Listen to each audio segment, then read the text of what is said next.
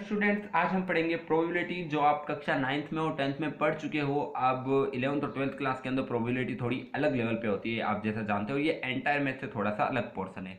तो प्रोबेबिलिटी के अंदर कुछ मैंने डेफिनेशन नीचे लिख रखी है, आज उन्हीं डेफिनेशन के बारे में हम चर्चा करेंगे। प्रोबेबिलिटी क्या होती है? किसी घटना के घटित होने की संभावना का संख्यात्मक रूप प्रायिकता कहलाती है। काफी वर्ड टू वर्ड अजीब सी डेफिनेशन लगी होगी आपको, क्योंकि सर ने क्या ये प्रखर सी हिंदी बोल दी, बहुत बड़ी चौड़ी। तो आप समझने का प्रयास कीजिए एग्जाम्पल से इसको। जैसे आपने देखा है कि हम किसी कॉइन को टॉस करते हैं। जब मैंने किसी कॉइन को टॉस किया है तो उस कॉइन को टॉस करने पर आपको पता है कि आउटकम्स क्या है, या तो हेड है या टेल है। तो हेड आने की जो पॉसिबिलिटी है वो 1/2 हुई, और टेल आने की पॉसिबिलिटी भी कितनी हुई? 1/2। तो ये जो 1/2 आपने मैथमेटिकली नोटेड किया है, इसी को हम बोलते हैं प्रायिकता या प्रोबेबिलिटी। अगर मैं आपको सामान्य भाषा में कहूँ तो जिस चीज को हम प्रायिकता बोलते हैं, गैस करना बोलते हैं, तुक्का मारना बोलते हैं, वही आपकी प्रोबेबिलिटी होती है मैथ्स में। ट्रायल या अभिप्रयोग आपके सेकंड डेफिनेशन दे रखी है। आपको शब्दों के हेर फेर में नहीं उलझना, डायरेक्ट आप एग्जांपल से समझिए कि पासे को उछालना एक अभिप्रयोग है। जब मैं किसी डाइस को थ्रू करता हूं तो वो आपका एक ट्रायल है। अगर मैं किसी कॉइन को थ्रू करता हूं तो वो एक ट्रायल है। तो जो भी इवेंट या जो भी हम प्रयोग करते हैं उसी को हम ट्रायल बोलते हैं। नेक्स्ट डेफिनेशन आपके सामने इवेंट की लिखी है मैंने, कि किसी भी आपने जो ट्रायल किया है उस ट्रायल के जितने पॉसिबल आउटकम्स हैं उनको हम इवेंट कहते हैं।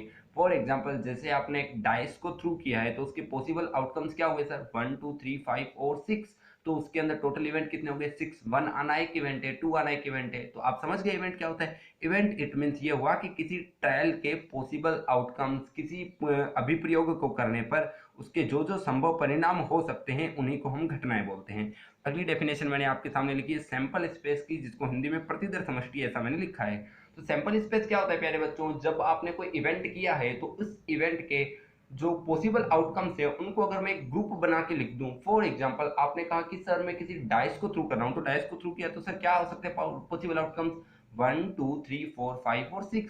अगर इन सबको मैं कलेक्टिव एक ग्रुप के रूप में लिख दूंगा, और ग्रुप को आपको पता है मैथमेटिक्स की लैंग्वेज में ग्रुप शब्द नहीं चलता, इसको हम सेट बोलते हैं। अगर इसको मैं सेट के रूप में नोटेट करूंगा तो इसको हम क्या बोलेंगे? Sample space. उस सेट को ही हम सैंपल स्पेस बोलेंगे।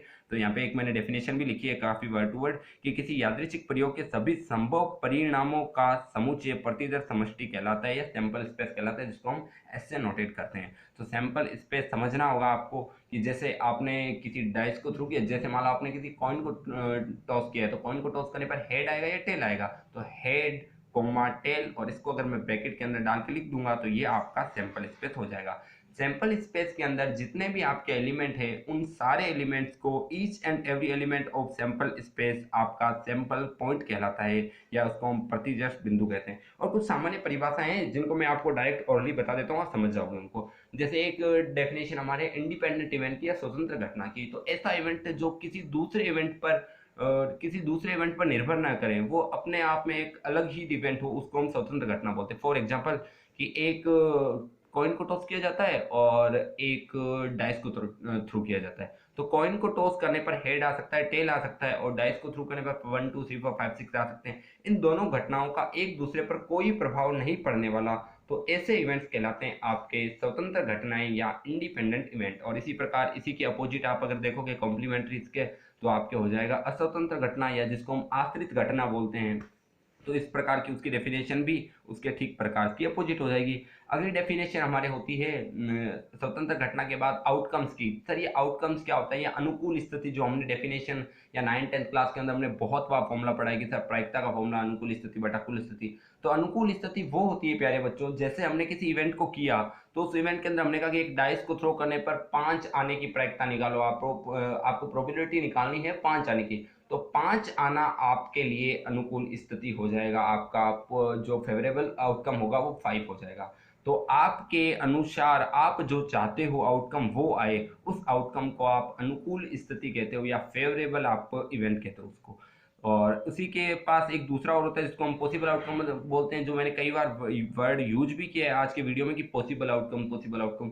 तो पॉसिबल आउटकम मतलब वो होता है जो टोटल इवेंट हो सकते हैं। जैसे आपने डाइस को थ्रू किया तो 1 2 3 4 5 6 आपके पॉसिबल इवेंट है, और इनको अगर मैं सेट बना के लिख दूंगा तो इस सेट को आप कहोगे सैंपल स्पेस, और इसके प्रत्येक एलिमेंट को, इसके सारे एलिमेंट्स को आप कहोगे सैंपल पॉइंट। और ये जो सैंपल पॉइंट होते हैं इसी को ही हम इवेंट कहते हैं। तो ये प्यारे बच्चों कुछ डेफिनेशन थी जो मैंने आज आपके साथ डिस्कस की है। और आप जानते हो कि प्रोबेबिलिटी का जो मेन फॉर्मूला होता है, probability of an event is equal to क्या होता है, total number of favourable condition upon total number of possible conditions. तो ये जो आपकी प्रोबेबिलिटी की डेफिनेशन है, कुछ बेसिक सी जो आपकी परिभाषाएं थी, वो आज हमने चर्चा की है। अगले वीडियो लेक्चर के हम बेज की थ्योरम करेंगे उसमें, और कंडीशनल प्रोबेबिलिटी देखेंगे, और प्रोबेबिलिटी डिस्ट्रीब्यूशन के भी कुछ क्वेश्चंस करेंगे।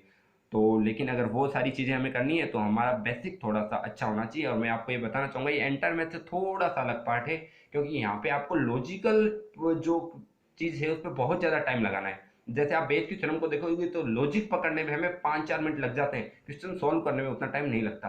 तो ये मैथ्स का थोड़ा सा अलग पोर्शन है, तो मैं प्रयास करूंगा अगले वीडियो में आपको बेस की थ्योरम करवाने का, और कंडीशनल प्रोबेबिलिटी पे हम नेक्स्ट वीडियो में चर्चा करेंगे। तब तक के लिए नमस्कार, भारत माता की जय। आप ये डेफिनेशन जरूर पढ़े, मैं डैम श्योर आपके बहुत से एग्जाम के अंदर ये काम आने वाली है, इसलिए आप इसको जरूर पढ़ें। वीडियो को ज़्यादा से ज़्यादा देखें, लाइक करें, शेयर करें और सब्सक्राइब जरूर करें। तो मिलते हैं अगले वीडियो में, तब तक के लिए नमस्कार, भारत माता की जय।